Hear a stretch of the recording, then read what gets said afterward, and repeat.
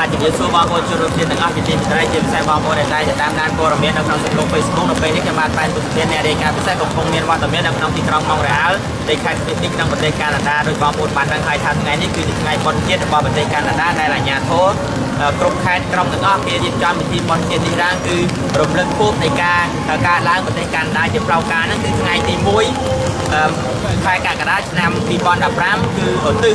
ដល់ថ្ងៃចាប់កំណើតនៃប្រទេសកាណាដាទាំងមូលដែលបានកើតឡើងជាផ្លូវការមានឈ្មោះ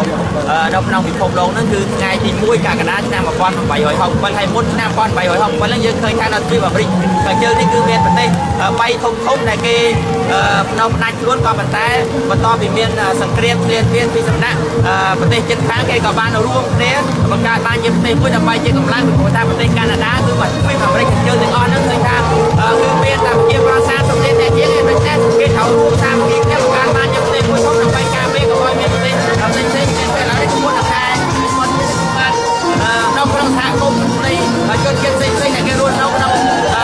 ក្រុងម៉ុងរ៉ាល់គេក៏ចូលរួមនៅក្នុងពិធីបុណ្យនេះដែរហើយគេមានថា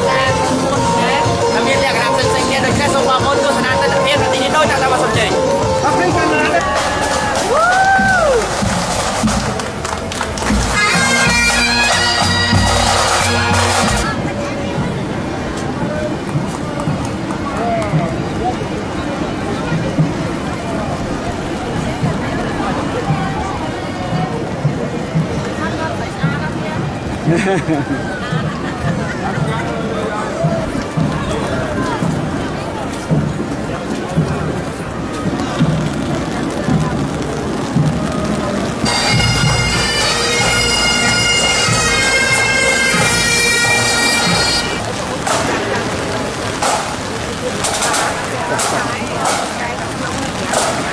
Bắn phải miếng nó đánh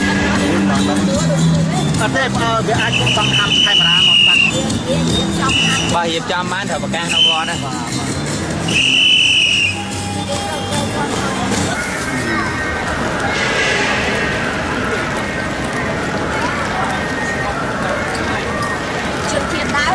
của Danish của Scandinavia của Danish Danoa của Rồng Yên